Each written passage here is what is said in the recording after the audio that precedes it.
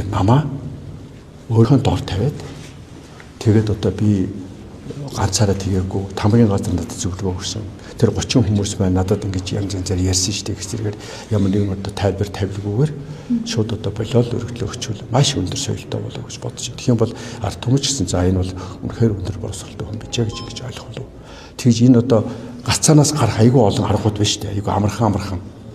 Тэгэхгүй ингээд өөрсдөө ингээд юмны ард нуугдаад яг тэр одоо улсын хурал дээр энэ засгийн газрын асуудлыг хэлж яхад бол ямар одоо заан астан бар шиг ашиглаж гисэн бэ те.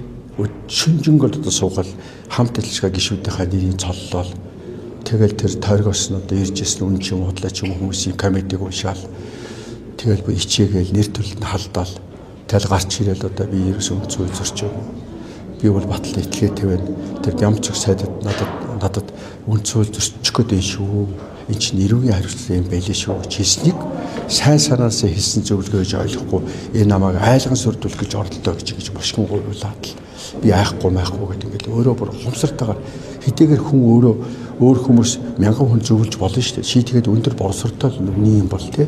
Ёс суртахын өмнө юм бол тэгвэл тэрийг өөрийнхөө итгэл үнэмшлээр хандаад энэ зөвлөмжийг авахгүй гэдээ өөрөө шийдэх болцоод байсан баг.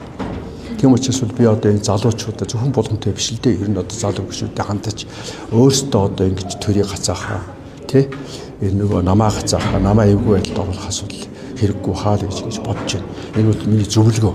Тий одоо би бол өөрт нь одоо цааштай энэ олон жил идэвхтэй амьдран тий тэгэд нь одоо энэ маягаар ингэж гарч чадсан гэдэг одоо эмэгтэйчүүд харин эрэгтэйчүүдээс илүү зоригтой юм байна.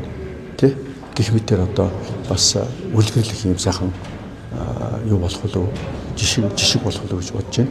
Цаашдаач Монгодгүй одоо хэдэн жилийн дараа ч Монголын парламент нэг иймэрхүү маягийн зөрчил гарах юм бол боломжтой гэж ийм сайхан алхам хийж ирсэн, ийм ухаалаг алхам хийж ирсэн.